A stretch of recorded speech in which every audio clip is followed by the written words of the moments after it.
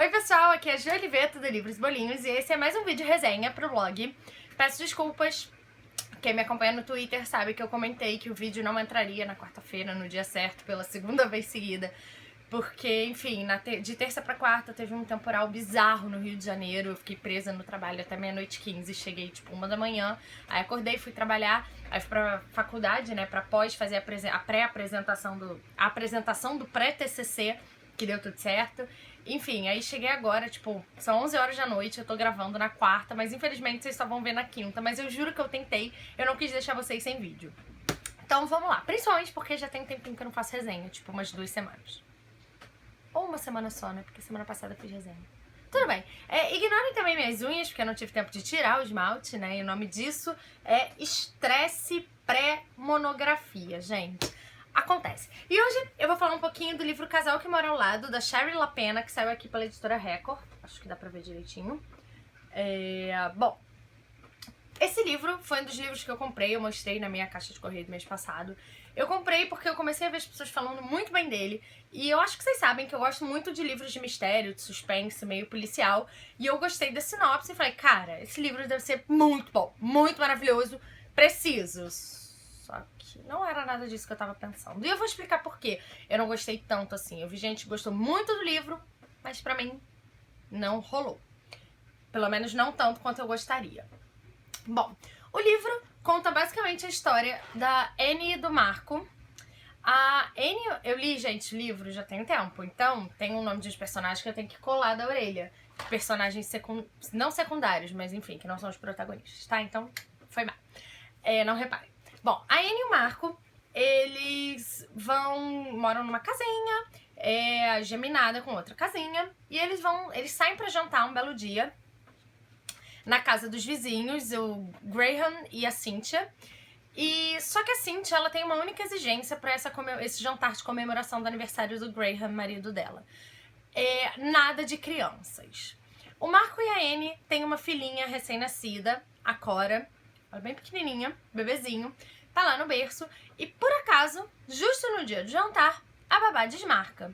E aí fica aquele dilema, vamos, não vamos, vamos, não vamos. A Annie passou por alguns problemas depois do parto, então assim, a vida dela tá muito diferente do que ela imaginou que seria, e ela decide dar uma chance depois da pressão do marido, e beleza, então, vamos. Eles combinam que vão deixar a Cora no berço, e a cada meia hora um deles vai se revezar pra vê-la. Além disso, eles vão estar com a babá eletrônica, que infelizmente está com a tela rachada, mas tem o sonzinho ali da respiração, então eles acham que nada pode dar errado.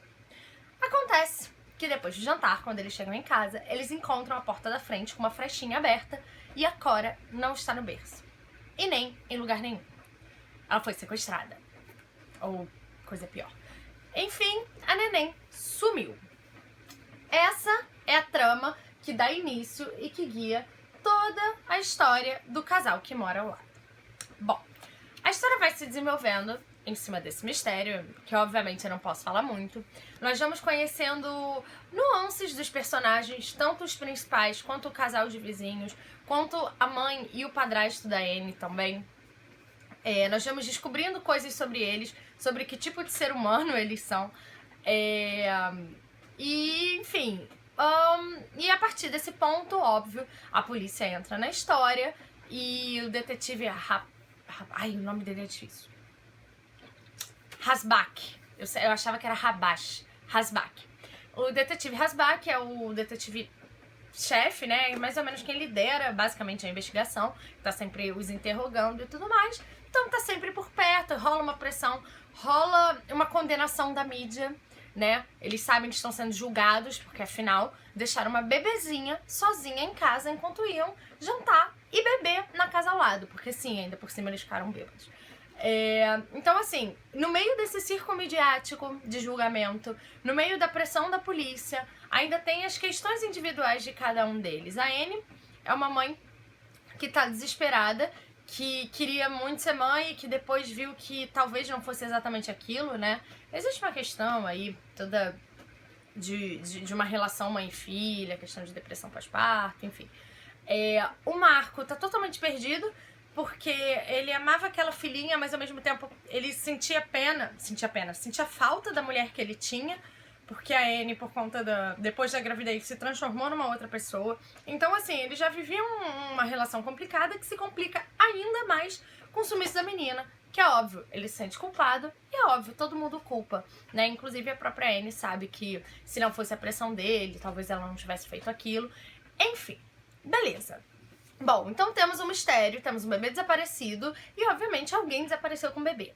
E aí lá, depois do meio do livro, a história tá indo muito bem. Várias pistas, o detetive Hasbach, ele é um cara muito sagaz, muito perceptivo, ele vai ligando os pontos muito rápido e a gente consegue também ligar os pontos a partir das perguntas que ele faz, do tipo de comentário que ele faz ou do que ele explicita mesmo com os colegas dele, a gente consegue ligando os pontos. E aí, de repente, a história se revela pra nós, lá depois da metade do livro, a gente sabe, a gente descobre o que aconteceu. Nós descobrimos, né? Os outros não descobrem. E aí, em determinado ponto, tem um outro agravante. Além da gente descobrir o que aconteceu, uma outra coisa acontece. É como se a história se desdobrasse. E aí, de repente, a gente tá lá acompanhando e torcendo por um desfecho e a história vira uma coisa totalmente incrível, mas não no sentido de maravilhosa, mas no sentido de não crível. Ela passa do ponto, assim. Eu acho que a autora perde um pouco a mão. E em determinado ponto eu olhei pra história e falei, tá bom, isso nunca ia acontecer. Beleza, não por conta da questão com a pessoa que sequestra a criança, não. Isso eu acho super plausível, infelizmente. Eu acredito que possa acontecer sim. Mas o desenrolar a partir disso, o envolvimento de uma outra pessoa, como se envolve, e mais ainda, o desfecho da história, eu fiquei assim, gente, mas não, como assim? Tipo assim, primeiro que tem uma coisa muito de impunidade, não há um processo, não há um nada, assim, e isso nós, enfim, a sensação que fica é essa de, tá, e aí, o que acontece? Então, assim, a gente sabe o que acontece. Então a autora entrega pra gente o que acontece, mas a sensação que eu fiquei foi de, tá, e aí, o que vem depois? Não tem nada depois? Então isso caiu bastante no meu conceito, caiu muito. Então um livro que tinha tudo pra ser um livro que eu ia adorar, foi um livro que eu falei, tá bom, foi uma leitura ok, não foi memorável. Porém, apesar disso, o finalzinho do livro, literalmente finalzinho, a última página do livro, tem uma reviravolta que eu só posso descrever como maravilhosa. Ela salva o livro? Não salva o livro pra mim. Mas a reviravolta, gente, é tão incrível, é tão... Uou! Que assim, óbvio, algumas pessoas poderiam até deduzir. Na hora que ia acontecer, eu falei, cara, eu acho que é isso que vai acontecer. Mas quando de fato você entende que aquilo que acontece é tipo um pá! E aí você fica, caraca, olha o que o autor fez, esse cara é sinistro, esse cara não, né? Essa mulher, mas eu quis dizer o autor, a pessoa que escreveu. Então você fica, caraca, mandou muito bem. Então assim, a ideia do livro é muito boa, a última página é sensacional, mas a partir do momento que a gente descobre o que de fato aconteceu até o desfecho do caso, pra mim deixou muito a desejar e perdeu a questão da credibilidade. Porque assim, eu gosto de ler livros policiais e tal, que me tragam aquela sensação de caraca, podia ter acontecido aqui. É meio assustador. Mas sabe, aquela sensação, aquela noção de realidade, isso eu senti muita falta. Mas enfim, o livro é muito bem escrito, é um livro que você devora, a leitura é muito rápida, muito rápida mesmo. Você vai virando as páginas e não percebe, e eu sei que muita gente gostou. Porém, já expliquei pra vocês, não entrou na minha lista de favoritos, mas valeu a leitura. Desculpa, gente, pra completar ainda tô meio doente. Não me arrependo de ter lido, mas esperava bem mais. Então tá aqui, se você ficou curioso, corre pra ler. Se você já leu, deixa a sua opinião aqui nos comentários, vamos discutir o que acontece. Mas sem spoilers pra galera, tá? Então não vai dizer, porque quem sequestrou foi o fulano. Ou então, quem plantou bananeira foi a ciclona. Tá, galera? Moderação nos comentários. Bom, se você ainda não se inscreveu no canal do blog, por favor, se inscreva. A meta é chegar a 4.000 inscritos até agosto, que é quando o blog, que não é mais blog, completa 7 anos. Então faltam, acho que, sei lá, só umas 80 pessoas. Por favor, seja uma delas. É só clicar no bolinho que fica aqui o vídeo inteiro. E se você não tinha reparado nesse bolinho, não tem problema. Eu vou botar minha cara gigante aqui. Você passa o mouse em cima e se inscreve também. Aqui desse lado, eu vou deixar o link da resenha que entrou no ar semana passada, que foi a resenha de Tudo e Todas as Coisas, livro maravilhoso, maravilhoso. E vou deixar também o link do meu vídeo do Bookshelf Tour especial Harry Potter, que foi um sucesso, que eu mostrei toda a minha coleção de livros e funcos do Harry Potter. Então, se você perdeu, clica aqui. Eu vou ficando por aqui, nos vemos no próximo vídeo sem atrasos. Beijo, fui!